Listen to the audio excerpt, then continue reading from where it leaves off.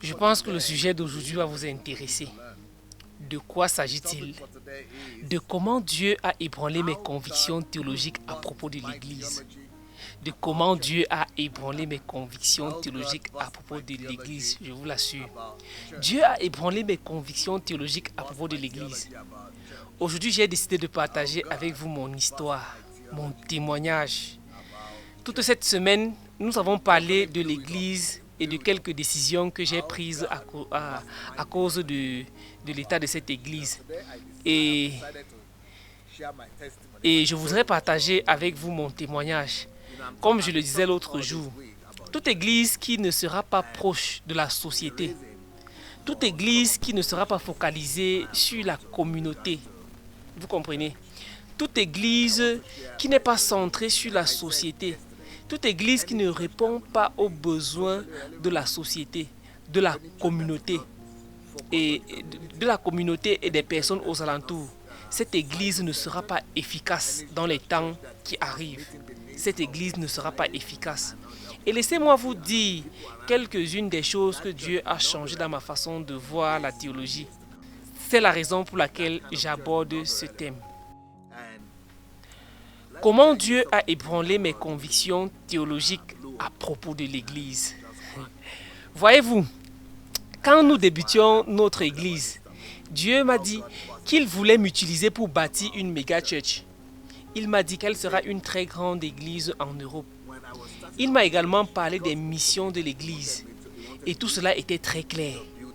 Alors, avec la mentalité de tout leader chrétien, nigérien et africain à l'époque, j'avais mes propres stéréotypes et je ne savais même pas que c'était des stéréotypes. J'avais mes propres convictions. La seule façon de faire le ministère, c'est ce que j'avais entendu. C'est ce que j'avais appris de mes prédécesseurs. Quand j'ai su que j'allais créer une église, je savais assurément que je devais chercher la face de Dieu ainsi que son message pour cette église. Je savais que Dieu devait me parler. Et par-dessus tout, je voulais qu'il se manifeste lors des réunions au travers de moi. Je voulais que Dieu se manifeste, vraiment. Là, je suis sérieux. Je voulais que Dieu se manifeste. C'était ça ma théologie. C'était ça ma doctrine à ce moment-là. Donc, avant que je ne commence l'église, je vais vous dire une chose. Je n'aime pas être moyen dans ce que je fais. Et je n'aime pas l'échec. Je n'aime pas échouer. J'aime que ce que j'entreprends réussisse. Et réussisse brillamment. Vous savez ce que j'ai fait? J'ai pris 6 mois de jeûne. Donc 6 mois de jeûne. De juin à novembre 1993. 6 mois avant que je ne débute l'église. J'étais en train de jeûner. Je mangeais, mais une fois par jour. Donc, une fois par jour, je mangeais. Et le reste du temps, je jeûnais. Je priais également 6 heures par jour. Donc, priant 6 heures par jour, tout en jeûnant pendant 6 mois, j'étais prêt. J'étais prêt à vaincre le diable, à conquérir le monde et à créer cette église. Oh mon Dieu, pauvre de moi. Je pensais en fait être prêt. Quand l'église a commencé, je distribuais des choses comme j'avais vu des gens le faire en Afrique, quand j'y étais. Je distribuais des invitations et des tracts. Et je suis même allé à la télévision distribuer des invitations. Ce qui m'a choqué, c'est que comme j'avais tant jeûné et prié, en fait c'était comme ça que j'avais espoir. Une fois que la date avait été communiquée, nous gardions espoir. Et une fois que nous aurions démarré l'église, j'étais sûr que la salle allait être pleine à craquer. J'en étais très certain parce que nous prions depuis 6 mois. Et je savais que les anges allaient être à l'œuvre dans la salle. Je veux dire 6 mois de prière et de jeûne. Et 6 heures de prière par jour. Je n'avais même pas de doute dans mon esprit. Je savais que le ciel allait descendre en pleine puissance et que les gens allaient arriver de partout dans cette salle. Parce que je vous ai fait savoir que dans ma prière, je disais, au nom de Jésus, nous appelons tout le monde à participer. à participer à cette croisade. Nous appelons les gens, nous les libérons de tout ce qui les retient. Nous brisons tout ce qui les retient. Nous les convoquons maintenant. Alors, j'ai commencé à imaginer que les gens viendraient de partout, de toutes les maisons et de tous les coins, que l'endroit serait tout simplement bondé de monde. Je disais, au nom de Jésus, vous êtes libérés. Tout ce qui vous retient, tout ce qui retient le peuple est brisé. Tout ce qui retient le peuple de Dieu est brisé. En fait, c'était tout cela. À ma grande surprise, vous savez quel résultat j'ai obtenu? À ma grande surprise, il y a eu 7 personnes qui se sont présentées.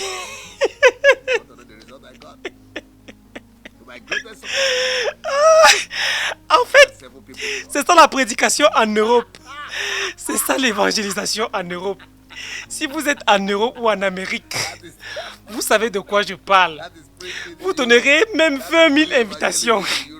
Et j'ai juste donné environ 5 000 à 10 000 invitations.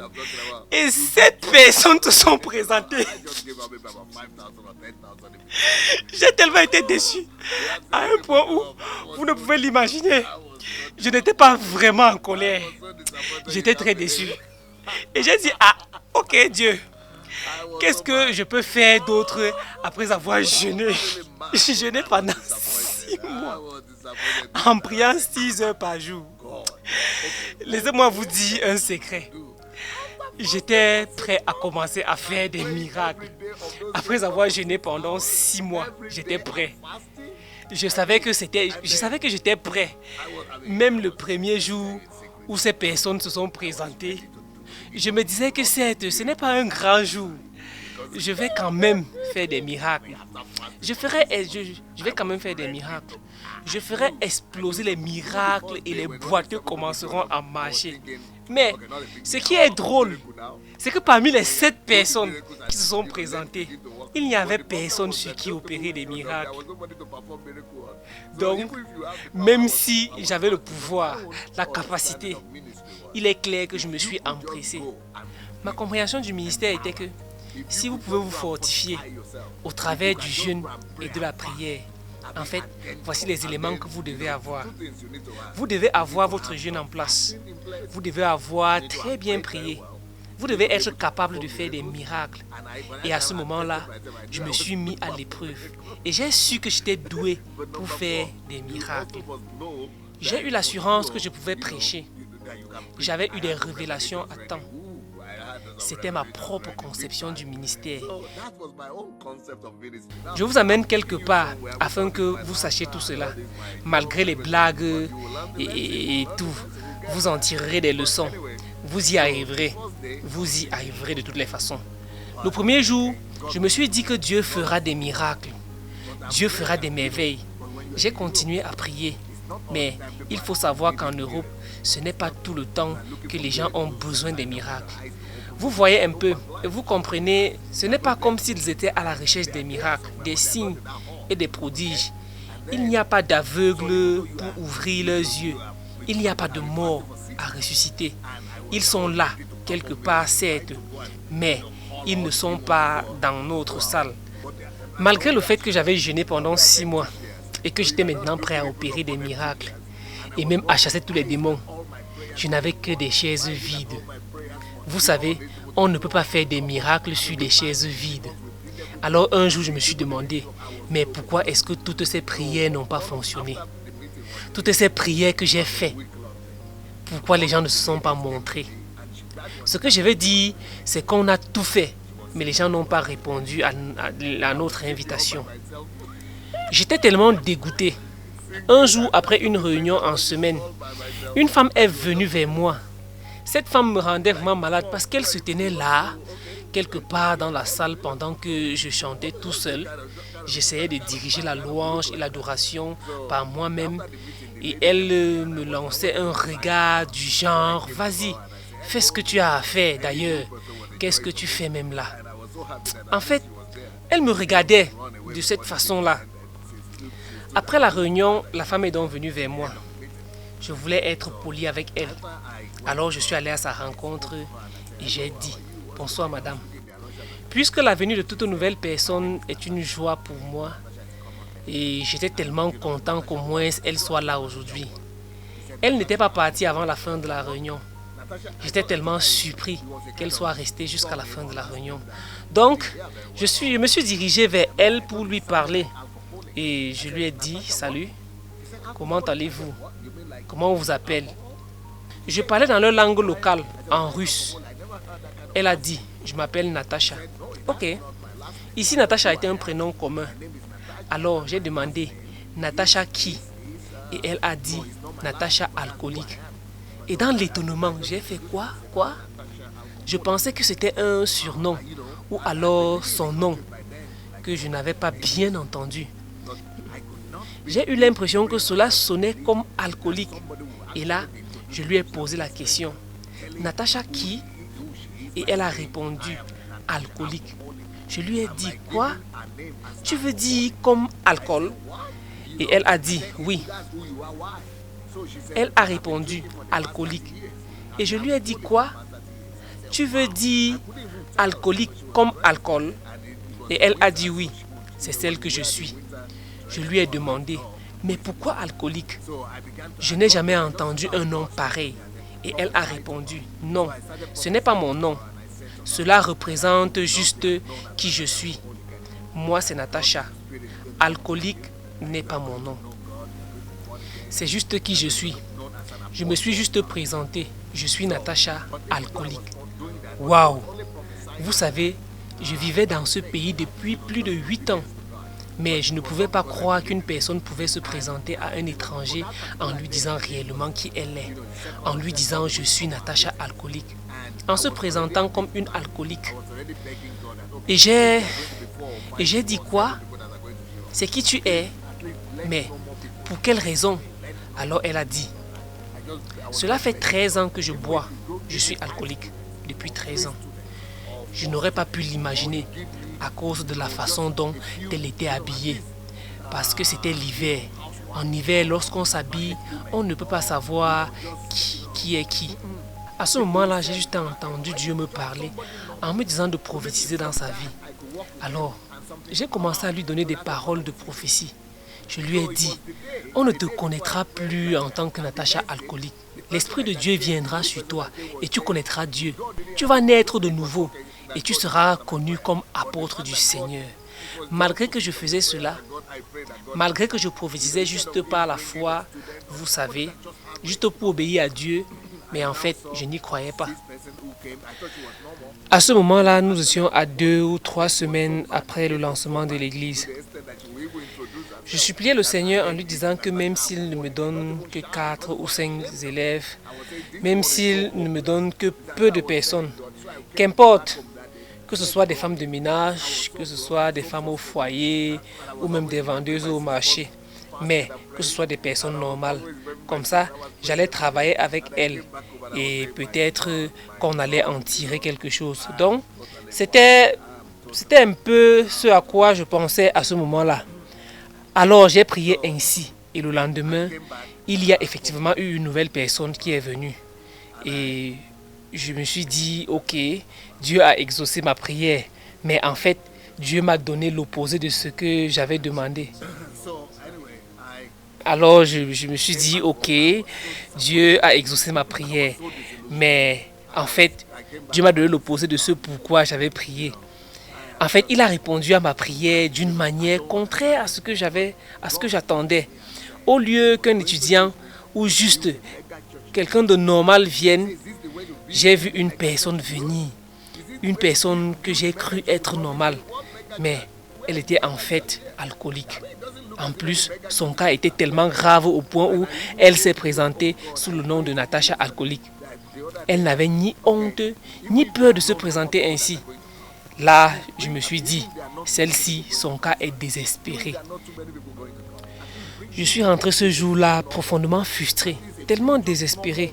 Je me rappelais mes 6 mois de jeûne, ainsi que mes 6 heures de prière chaque jour. Je criais, mon Dieu, je suis totalement abattu, totalement ébranlé, juste désespéré. Alors je suis rentré à la maison et j'étais tellement déçu, désillusionné. J'ai dit à Dieu, Seigneur, je ne comprends plus rien. Dieu m'avait parlé, il m'avait dit qu'il allait m'utiliser pour construire une méga église en Europe. Alors je lui ai demandé, est-ce de cette façon que tu bâtis une méga église ici en Europe? C'est comme ça que tu bâtis la grande église que tu m'avais promis? Quelle grande église? Où ça? On ne dirait pas qu'un jour une grande église va apparaître ici. Et je t'ai prié l'autre jour, Seigneur, je t'ai dit que même s'il n'y a pas beaucoup de gens qui viennent, que s'il te plaît, tu me donnes au moins quelques personnes normales. Peu de personnes, d'accord, mais qu'au moins elles soient normales, afin qu'au moins à partir de la foi de ces quelques personnes normales, nous puissions bâtir et agrandir l'église. Mais au lieu de me donner au moins des personnes normales, je reçois plutôt le contraire. La personne qui est venue aujourd'hui était totalement l'opposé de ce que j'avais demandé. J'avais l'impression que Satan se moquait de moi et que Dieu lui-même était en train de se moquer de moi. C'est ce que je ressentais. Et je me disais, rien qu'une personne normale, une seule personne pour laquelle je prie depuis. Et au lieu de ça, j'ai eu cette Natacha alcoolique, comme si elle se nommait alcoolique. C'était tellement frustrant. Je ne voyais pas d'où pouvait sortir une église dans ces conditions-là. Parmi toutes ces personnes-là, je ne savais même pas qu'il n'y avait que des buveurs, des alcooliques. Je ne voyais personne de normal dans le lot. Alors j'avais pitié de moi-même en pensant à tous ces moments de jeûne, de prière. Est-ce que j'avais manqué quelque chose? Alors je me suis dit, je n'allais pas dormir cette nuit-là. Ça m'a rappelé la fois où Dieu a envoyé Moïse vers Pharaon et où il a été battu et renvoyé par le Pharaon. Moïse a alors dit à Dieu, je suis allé là où tu m'as envoyé, mais les choses ne sont pas passées comme prévu. En fait, c'était même pire. Je n'y retournerai pas, Seigneur. S'il te plaît, prouve que c'est toi qui m'as envoyé. Prouve que tu es avec moi. Moïse était tellement dégoûté, déçu. Et c'était pareil pour moi à ce moment-là. Face à cette situation, Moïse est retourné vers son Créateur, vers celui qui l'avait envoyé. Il est retourné vers Dieu. Face à cette situation-là, Moïse est retourné vers son Créateur, vers celui qui l'avait envoyé. Il est retourné vers Dieu. Malgré la fatigue de ce jour-là, je l'ai dit, Seigneur, je ne vais pas dormir aujourd'hui. Je ne dormirai pas. Je vais prier toute la nuit jusqu'à ce que tu me parles. Alors j'ai prié toute la nuit et vers 3 heures du matin, Dieu s'est adressé à moi et il m'a donné un passage biblique. J'ai ouvert ma Bible et le passage disait, les personnes pauvres, ordinaires, celles qui sont rejetées se sont senties acceptées par Jésus. Les pauvres, les rejetés, ceux-là qui étaient bannis se sont sentis acceptés par Jésus. Même ceux-là qui étaient pauvres se sont sentis acceptés par le Seigneur. Au travers de ce passage, je pouvais écouter Dieu me dire que Jésus lui-même a su créer une atmosphère accueillante pour ceux-là qui étaient rejetés et bannis de la société. Les pauvres se sont sentis aimés et acceptés par lui. Les rejetés se sont sentis accueillis auprès de lui. Ceux qui étaient bannis se sont sentis acceptés auprès de lui. Dieu a alors commencé à me faire des reproches et à me corriger. Vous savez que je visais haut, puisque j'étais leader d'un rassemblement d'étudiants noirs de la communauté des étudiants africains. J'étais en quelque sorte un responsable, un peu comme un pasteur. Et j'ai abandonné cela en me disant que j'allais chercher à atteindre les Blancs, les Européens. En réalité, j'avais la conviction que si Dieu m'avait envoyé en Europe, ce n'était pas pour rendre ministère seulement aux Africains. S'il avait voulu que je rende ministère aux Africains, il m'aurait laissé en Afrique. Alors j'ai laissé la communauté que je dirigeais pour la communauté blanche. Mais ces Blancs ne répondaient pas à l'appel. J'étais tellement abattu. J'avais l'impression que j'allais mourir. Et là, Dieu me faisait comprendre que même Jésus, dans toute sa grandeur, n'avait jamais été déçu. Jésus ne se plaignait pas du fait que les pauvres venaient à lui, mais il les mettait plutôt en confiance en créant une atmosphère d'acceptation et d'accueil autour d'eux. Il a créé une atmosphère d'honneur pour eux. Il s'est assuré que ces gens se sentent honorés et accueillis. Jésus avait créé une atmosphère d'acceptation, au point où ces gens se sont sentis honorés. Mais moi, j'avais l'impression d'être privé de quelque chose. J'avais l'impression d'être hors de ce que Dieu avait prévu pour moi, hors de ma mission et de mon objectif. J'étais déçu. Je me sentais rejeté et Dieu me faisait comprendre que c'était à cause de mes stéréotypes. Il m'a fait comprendre que ce ne sont pas seulement les Blancs qui ont droit à son message, ou qui du moins vont être atteints. Moi, je me plaignais auprès de lui tout le temps en disant, ces Blancs ne vont jamais venir. Ils nous voient comme des ânes et des singes, puisque c'est même comme ça qu'ils nous appellent. Puisque je savais qu'ils ont cet esprit de préjugé et de racisme, alors Je priais en brisant cet esprit de préjugés et de racisme. Mais voilà qu'il ne venait toujours pas m'écouter. Dieu m'a dit non. Tu es censé te comporter comme Jésus. Si à l'image de Jésus, tu crées une atmosphère d'acceptation et d'accueil, quel que soit le type de personne qui vient vers toi, si tu accueilles ces personnes rejetées et bannies, les alcooliques et les drogués, ceux qui sont piétinés et mis au banc de la société, si tu crées une atmosphère d'acceptation et d'accueil pour eux, si tu les honores en les traitant comme tu me traiterais moi, tu verras. Et là, quand le Seigneur m'a dit, si tu les traites comme tu me traiterais moi, j'ai compris où j'étais en train d'aller. J'ai intégré ce que Dieu voulait me faire comprendre. Waouh! J'ai réalisé que je m'étais éloigné du chemin. Je m'étais égaré depuis longtemps. Je me suis rendu compte que je n'avais pas traité cette femme comme j'aurais traité Jésus. Si ça avait été Jésus, je l'aurais embrassé, pris dans mes bras. Je me serais prosterné devant lui. En fait, j'aurais tout fait pour qu'il se sente heureux. Pourtant, je n'avais pas traité cette femme ainsi. Et là, Dieu m'a dit de lire le livre de Matthieu au chapitre 25. C'était le deuxième passage vers lequel Dieu me dirigeait. C'est vrai que je connaissais déjà l'histoire racontée dans ce chapitre. Alors j'ai ouvert Matthieu 25. C'est ce passage de la Bible qui dit « J'étais nu, vous ne m'avez pas habillé. J'avais faim, vous ne m'avez pas donné à manger. J'étais à l'hôpital et vous ne m'avez pas rendu visite. J'étais en prison et vous ne m'avez pas rendu visite. » Alors Dieu m'a fait comprendre que ces gens qui ne l'ont pas accueilli et qui ne lui ont pas rendu visite seront mis de côté et iront en enfer. Ils seront mis dans de grandes ténèbres. Tandis que ces personnes qui l'ont nourri et reçu iront au paradis. J'avais tort, puisqu'il ne s'agissait plus de préjugés de blancs. Il n'était plus question de problèmes de blancs qui ne veulent pas écouter les noirs. Là, j'ai commencé à voir mon propre problème. J'ai réalisé que j'étais rempli de préjugés. Dieu m'a sorti de la fosse. Il m'a ouvert les yeux. Il a commencé à m'enseigner. Il m'a dit, tu veux savoir pourquoi tu voulais des personnes normales? C'est parce que tu as pris peur en te disant que si ces personnes pleines de problèmes continuaient à venir, si ces alcooliques, ces personnes rejetées continuaient à venir, elles ne seraient pas capables d'apporter les dîmes et les offrandes. Et c'était vrai, puisqu'en moi-même, je me demandais comment faire pour payer le loyer, ou trouver de l'argent pour cela. Mais tout cela restait au fond de moi. Je ne l'avais jamais admis. Je m'inquiétais pour le loyer. Je me disais, voilà que personne n'apporte sa dîme. Il n'apporte pas d'offrande. À ce moment-là, je travaillais en tant que journaliste et mon argent n'était pas suffisant pour prendre soin de moi, payer le loyer de mon appartement et gérer les autres dépenses. Je me disais alors que si ce n'est que cette catégorie de personnes qui vient, alors l'église ne sera rien. C'est vrai que je n'envisageais pas l'église comme source de revenus, mais j'avais besoin qu'elle supporte au moins ses charges. C'était donc ça mes pensées refoulées, que je ne laissais pas forcément transparaître. C'était mon subconscient en fait. Dieu m'a alors mis à nu, il m'a exposé. Et la vérité était que je ne voulais plus que ce type de personnes viennent. Vous vous rappelez, j'ai dit que je voulais au moins que ce soit des ménagères qui viennent, des commerçants, des étudiants ou toute autre catégorie de personnes. Mais en vérité, je courais juste après mes propres intérêts. J'étais intéressé par ce que je pouvais gagner.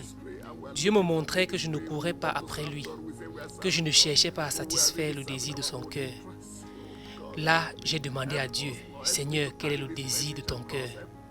Et je prie que l'Éternel parle à quelqu'un aujourd'hui. Beaucoup parmi nous courent juste après leurs intérêts. Beaucoup ne connaissent pas le désir du cœur de Dieu. On se dit qu'on rend ministère et qu'on sert Dieu. Mais en réalité, nous ne servons que nos propres intérêts. Oh Dieu, aide-moi à porter ce message au-delà des frontières. Que les gens reçoivent ce message. C'est pour ces raisons que j'ai dit que Dieu a ébranlé mes convictions au sujet de l'Église. Après tous ces jeûnes et prières, Dieu m'a juste ébranlé. Il m'a mis à terre. Vous pouvez jeûner pendant des années et des mois. Moi, j'ai jeûné pendant 6 mois. Mais en réalité, derrière tout cela, mon objectif, c'était la réussite. C'était d'avoir quelque chose à montrer. Je voulais être capable de dire aux gens, vous voyez, ça a marché pour moi. J'ai réussi, j'ai investi et j'ai obtenu des résultats. Je voulais avoir un grand ministère. Je voulais vraiment avoir des résultats, quelque chose à démontrer. C'est ce pourquoi j'ai jeûné pendant ces 6 mois. Ça n'avait rien à voir avec Dieu. Vous savez, même si je priais pour que les gens soient sauvés, et j'étais sincère, mais au plus profond de moi, je voulais expérimenter le succès, la gloire. Ce que je désirais au fond de moi, c'était le succès, la gloire, les entrées financières. J'avais besoin des moyens de suivi. Ce sont les mauvaises choses qu'il y avait dans mon cœur. Dieu a commencé à me dire, voilà les raisons qui t'ont poussé à faire le ministère. Ce sont là tes a priori à propos du ministère et tu accuses les blancs de ne pas venir à l'église et de ne pas t'écouter. Le problème, ce n'est pas les blancs. Dieu connaît ton cœur. Il sonde les profondeurs de ton cœur. Il connaît tes motivations les plus profondes que tu n'es même pas prêt d'admettre. Dieu voit toutes ces choses et il était en train de me dire, pourquoi pleurais-tu quand cette pauvre femme est venue? Cette Natacha alcoolique, pourquoi étais-tu abattu? Ce n'était pas parce que ta prière n'avait pas été exaucée, plutôt parce que ce n'était pas le genre de personne que tu t'attendais à voir. Tu t'attendais à voir une église d'un certain type, d'un certain standard. Tu t'attendais à recevoir des personnes normales, propres, des personnes ayant réussi dans la vie. Mais selon moi, Dieu, toutes les personnes se valent. Jésus est mort pour tout le monde. Cette Natacha alcoolique a à mes yeux autant de valeur qu'un milliardaire comme Bill Gates. Les personnes se valent. Les gens ont la même valeur aux yeux de Dieu. Il m'a dit également, si tu perçois le ministère comme moi, si ton regard sur ces personnes comme Natacha est le même que le mien, tu aurais été heureux. Tu aurais été heureux. Tu te serais réjoui comme si c'est des gens riches qui étaient venus. Tu te serais réjoui de la voir comme si c'est moi qui étais venu. Le problème, c'est que tu ne me vois pas en elle. Et le Seigneur m'a conduit vers cette parole de l'Écriture. J'ai eu soif et vous ne m'avez pas donné à boire. J'étais nu et vous ne m'avez pas vêtu. Le Seigneur me disait, voilà ce qui m'importe le plus. Voilà ce qui m'importe dans le ministère. Tu dois voir les gens comme moi je les vois. Tu dois me voir en toutes ces personnes. Tu dois servir tout le monde, même le plus petit, comme si tu me servais moi. Et le Seigneur a davantage insisté sur cet aspect. Si tu pouvais traiter ces personnes brisées, les alcooliques, les drogués, les personnes rejetées, si tu pouvais traiter toutes ces personnes, comme tu me traiterais moi, si tu pouvais me voir en chacune de ces personnes,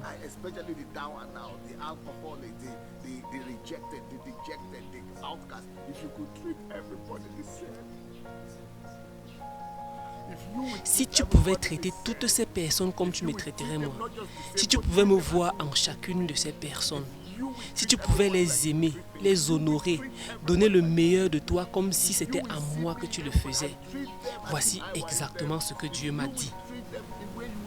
Si je peux te faire confiance, dans l'encadrement de ces personnes rejetées, abandonnées de la société, si tu pouvais les aimer comme tu m'aimes moi, les traiter comme tu me traiterais moi, alors le moment viendra où je te ferai confiance pour l'encadrement des forts, des puissants, des riches de ce monde.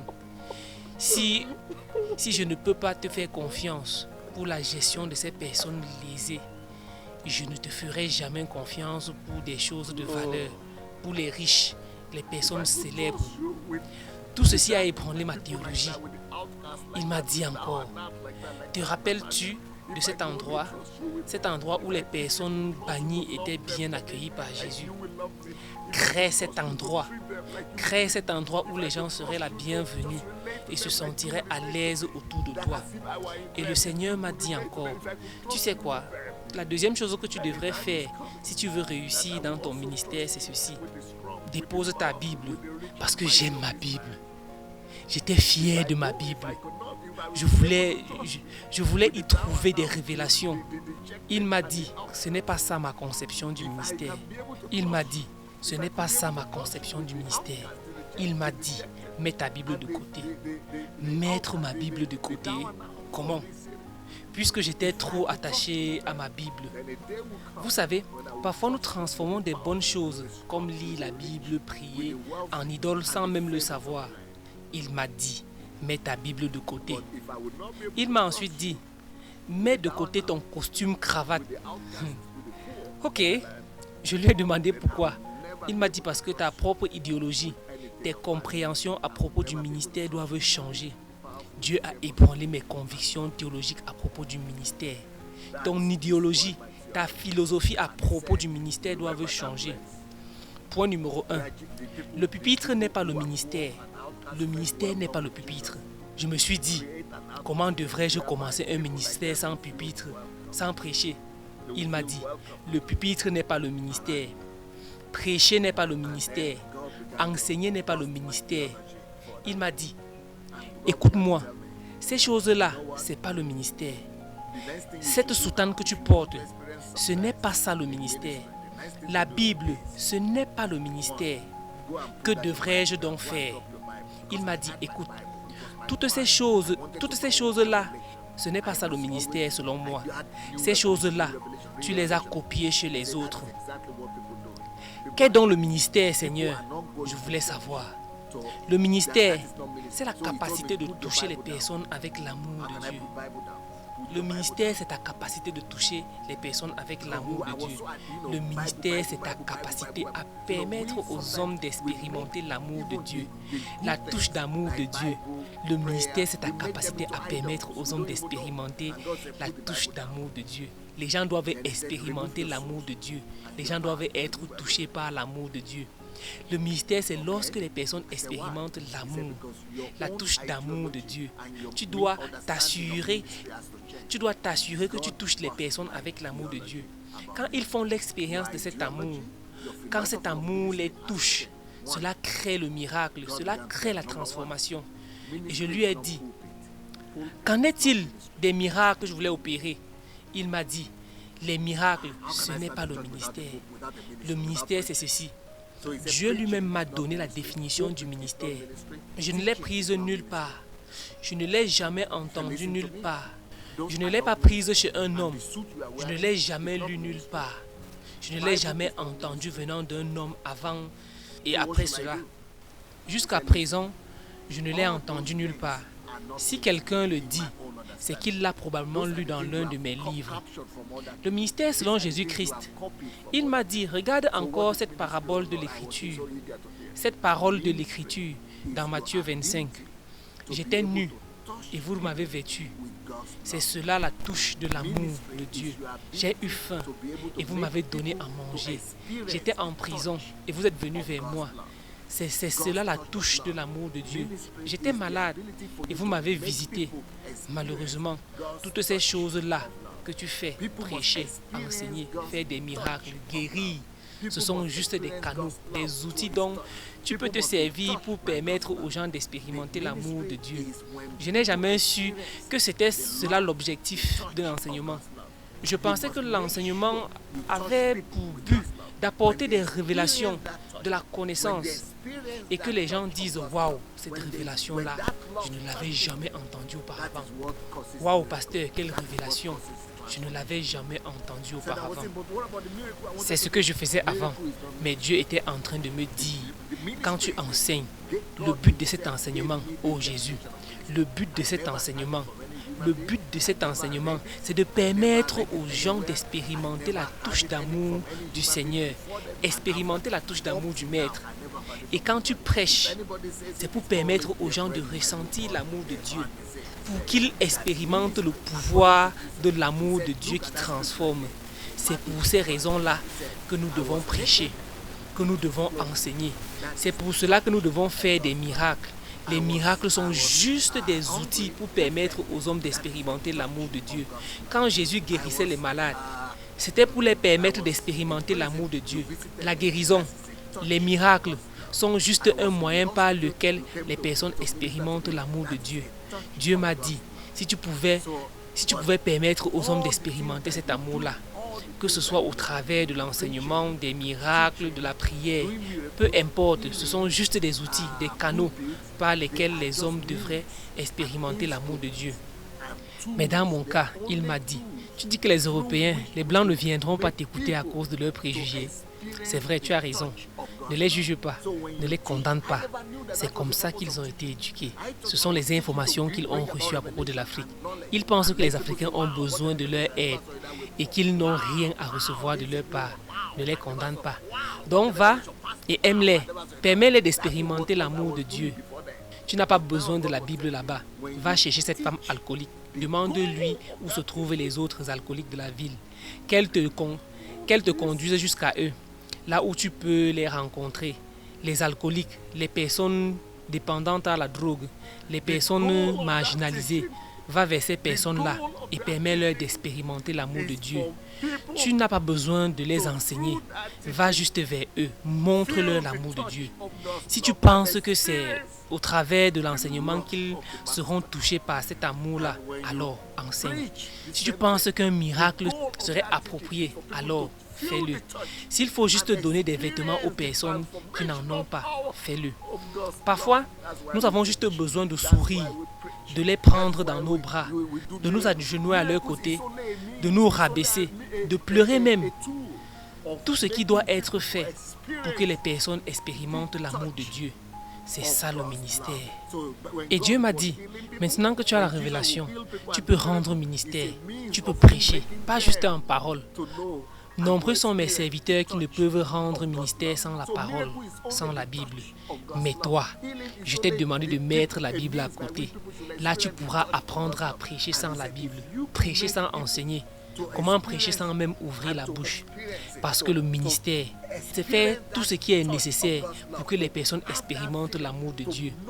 J'aime énormément toucher les gens. J'aime embrasser les gens.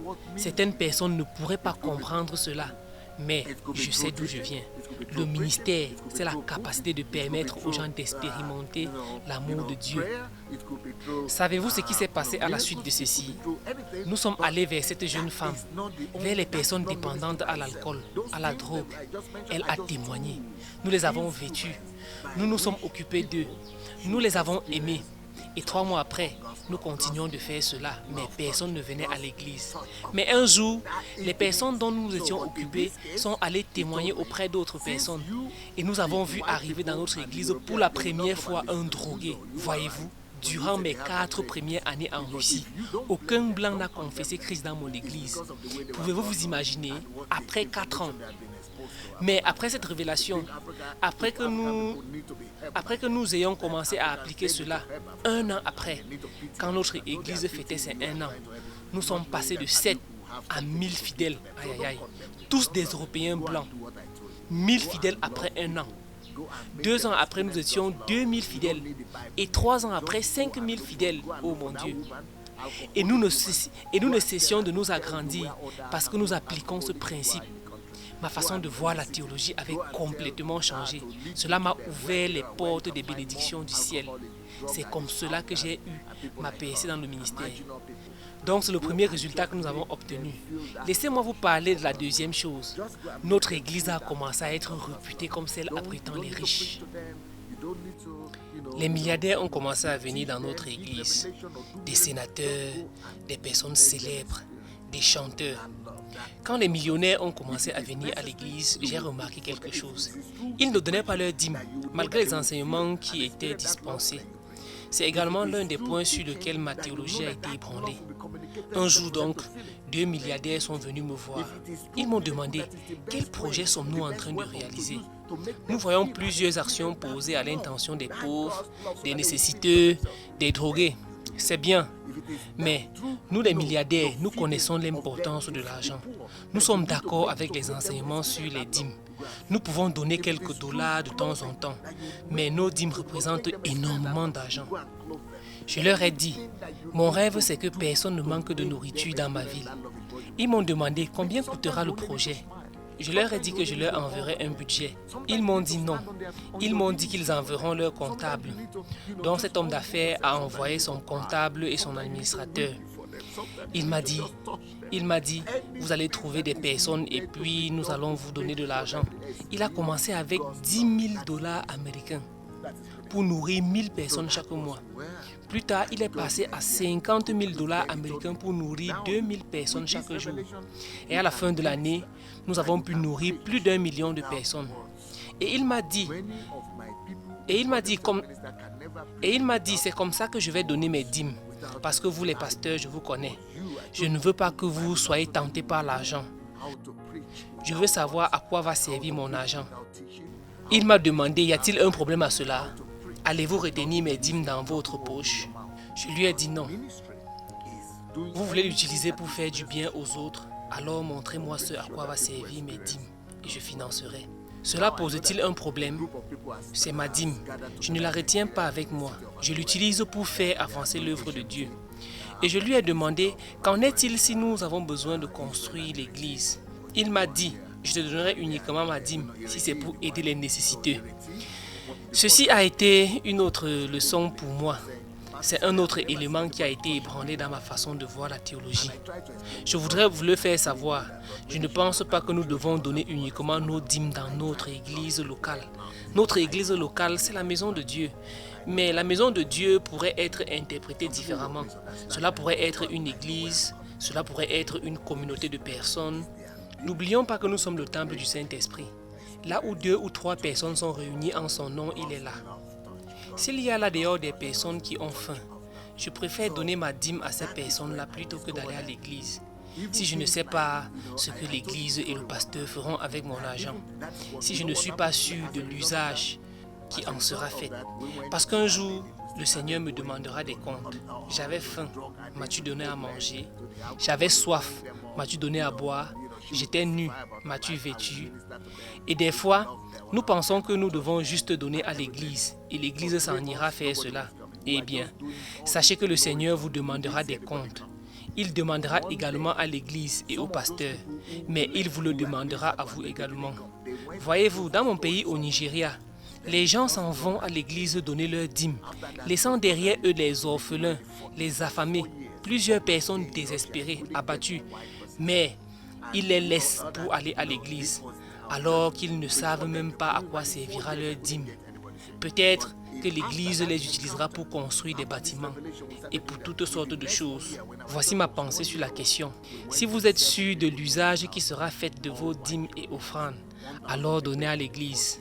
Si ce n'est pas le cas, alors cherchez 1, 2 ou 3 familles dont vous allez vous occuper. Rassemblez votre argent. Calculez le nombre de personnes que vous pourrez aider avec cela. Au dernier jour, le Seigneur utilisera un seul critère pour vous juger. M'as-tu nourri? M'as-tu donné à boire? Vous vous rappelez l'histoire du bon Samaritain. Le prêtre était là, il servait à l'église, mais il n'est pas allé au paradis. Pourquoi? Parce qu'il est passé à côté du nécessiteux sans rien faire. S'occuper des nécessiteux, voir Dieu dans les personnes qui souffrent, cela est plus important qu'assister au programme de l'église. C'est ce que j'ai appris. Donc il est plus important d'utiliser votre argent pour vous occuper des personnes pour lesquelles Jésus est mort. Imaginez-vous si 50% de chrétiens au Nigeria qui apportent leurs dîmes et offrandes dans les églises locales, s'ils prenaient en charge des villages, des écoles, la dîme de certaines personnes peut permettre de s'occuper d'une école. Si chaque chrétien pouvait payer la scolarité d'un enfant au travers de leurs dîmes, les dîmes sont déjà là, mais nous ne les utilisons pas pour les êtres humains. Dieu dit que tout ce que nous faisons pour les hommes, nous les faisons pour lui. Il ne s'agit pas de ce que tu fais pour les bâtiments, mais de ce que tu fais pour les humains. Dieu dit, j'étais dans ces personnes-là qui avaient faim, dans ces personnes-là qui avaient soif, dans ces personnes-là qui étaient nues. Donc actuellement ma pensée est celle-ci. Dans les pays en Afrique où l'on rencontre beaucoup de pauvres, des personnes qui ne sont même pas capables de manger, mais malheureusement, nous prenons nos dîmes pour donner dans les églises alors que nous ne savons même pas à quoi cela servira. Pourquoi ne pas regarder autour de nous et identifier des personnes qui sont dans le besoin et nous en occuper? Chercher des personnes qui ont faim, qui ont soif. Peut-être même diviser notre dîme en 2. Donner une partie à l'église et une autre partie pour s'occuper des personnes dans la rue. Rassurez-vous que vos dîmes et offrandes servent à l'avancement du royaume des cieux. Le plus important, c'est que vous ne reteniez pas votre dîme avec vous. Jacques chapitre 1 verset 27 dit « La religion pure et sans tache devant Dieu notre Père consiste à visiter les orphelins, les veuves dans leur affliction. » C'est cela la religion pure, la religion réelle. Voyez-vous, la religion pure et réelle, c'est de prendre soin des veuves, des orphelins, des pauvres, des nécessiteux. C'est cela la véritable religion. Donc les dîmes et les offrandes ne peuvent pas être plus importantes que ces personnes-là qui sont la priorité de Dieu. Jésus est mort pour les hommes. Les dîmes et les offrandes devraient aller à l'église si celle-ci fait son devoir. Mais je suis désolé, beaucoup d'églises ne font pas ce qu'elles sont censées faire. Beaucoup d'églises n'utilisent pas ces offrandes-là pour s'occuper du peuple. Beaucoup d'églises n'utilisent pas ces offrandes-là pour s'occuper du peuple. Elles les utilisent pour les programmes, pour les constructions, pour les propriétés. Elles les utilisent pour toutes sortes de choses. Mais ce que Dieu m'a dit au travers de mon expérience avec les millionnaires, nous avions besoin de faire un programme pour les personnes dépendantes à la drogue. Et un milliardaire nous a offert 1 milliard pour réaliser ce programme. Cet argent n'est pas allé à l'église. Gloire à Dieu que cet argent n'est pas allé à l'église. Et gloire à Dieu que cela n'ait pas été le cas. Grâce à cet argent, nous avons pu faire beaucoup de bien. Et un autre millionnaire est venu avec un autre projet pour les enfants. Ils ont offert une maison, un local et non de l'argent en cash. Parce que si tu apportes du cash, tu peux pousser ton pasteur à la tentation. Tu peux pousser ton pasteur à pécher. Et on se dit, nous ne devons pas contrôler cela. Nous laissons cela à Dieu. Vous savez ces choses-là. Dieu nous demandera des comptes. J'étais nu et tu ne m'as pas vêtu. J'avais soif, tu ne m'as pas donné à boire. Et je pense que chaque chrétien dans chaque église doit prendre la responsabilité de s'occuper des nécessités. Chaque chrétien doit prendre la responsabilité de s'occuper des affamés dans la société. Vous ne devez pas juste croire que l'église le fera à votre place. La Bible n'a pas dit que l'église le fera pour vous. L'histoire mentionne le bon Samaritain et elle dit « va et fais de même ». Donc, chaque chrétien devrait avoir un programme mensuel. Prenez votre argent. Prenez votre argent. Et si vous n'avez pas d'argent, prenez vos dîmes et offrandes et allez vous occuper des nécessités. Même dans nos familles, il peut y avoir des personnes dans le besoin. Nous devons nous occuper d'eux. Allez et mettez en place un système. La dîme est un système. C'est quelque chose de systématique. On peut le faire tous les mois. Cherchez des personnes dont vous pourriez vous occuper de façon systématique. Faites du monde un endroit meilleur. Car c'est pour ces personnes-là que Jésus est mort. Pour des personnes faites de chair et de sang. Tu ne peux pas aimer Dieu sans aimer ton prochain. C'est pour cela qu'il nous a donné ce commandement.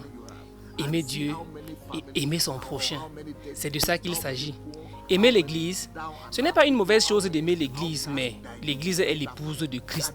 Jésus prend soin de son épouse. Toi, aime Dieu et aime ton prochain. C'est ce que Dieu a demandé de faire. Il dit, c'est à cela que l'on vous reconnaîtra. Si vous vous aimez les uns les autres, donc, aimez votre prochain. Je me suis rendu compte que les fidèles apportent leurs dîmes et offrandes à l'Église. Mais quand ils sont en difficulté, l'Église ne les aide pas. Elle ne leur porte pas secours. Est-ce comme ça que l'Église doit se comporter? Je ne pense pas. Je continue de donner de l'argent à l'Église. Je continue de payer mes dîmes parce que je crois en l'Église. Mais je ne le fais pas de façon religieuse en me disant « Dieu saura quoi en faire ». Ce qui m'importe, c'est de donner juste. C'est irresponsable de dire « Dieu saura quoi en faire ». Je n'ai pas à m'en préoccuper. Si vous ne vous en préoccupez pas, prenez de l'argent ailleurs et allez vous occuper de ceux dont Dieu vous a donné la charge. Prenez votre argent et allez vous occuper des personnes dans la rue. Vous verrez les résultats de votre action. Donnez à manger à ceux qui ont faim. Donnez à boire à ceux qui ont soif. Vêtez ceux qui sont nus. Vous répondrez ainsi aux besoins des personnes. Si en Afrique, 1 million de chrétiens dans chaque pays commençaient à utiliser leurs dîmes et offrandes pour prendre soin des nécessités, leur pays changerait. L'autre jour, l'un de mes fils spirituels, je n'aime pas trop ce terme, je préfère dire l'un de mes mentorés, M. Erika du Cameroun, il a voulu me donner ses dîmes. Bon, je dois partager cela avec vous. Je sais qu'il veut contribuer à étendre le royaume de Dieu. Il voulait traduire mes messages en français. Je savais qu'il aurait besoin d'argent pour faire cela. Et je lui ai dit, pourquoi veux-tu me donner tes dîmes alors que tu as besoin d'argent pour faire cette œuvre-là? Pourquoi n'utiliserais-tu pas cet argent pour la traduction? Le plus important avec les dîmes, c'est que tu ne les consommes pas. Utilise cela pour l'œuvre du Seigneur. C'est comme l'arbre de la connaissance du bien et du mal dans le jardin d'Éden. Tu n'as pas le droit de toucher à cela. C'est pour le Seigneur. Donc je lui ai dit, mets cet argent-là à part. Je n'ai pas besoin de ton argent. Je préfère que tu utilises cet argent pour le ministère.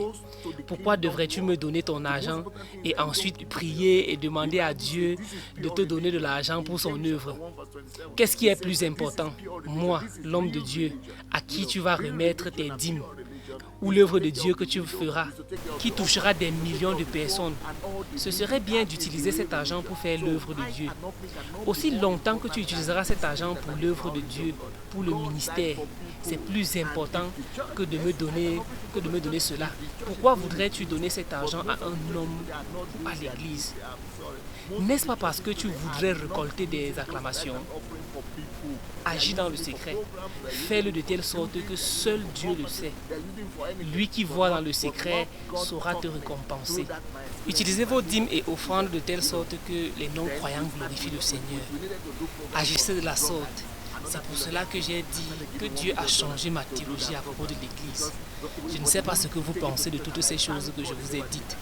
C'est ce dont je voulais partager avec vous aujourd'hui. Je prie que Dieu vous parle, que vous ne croyez pas que ce sont des hérésies.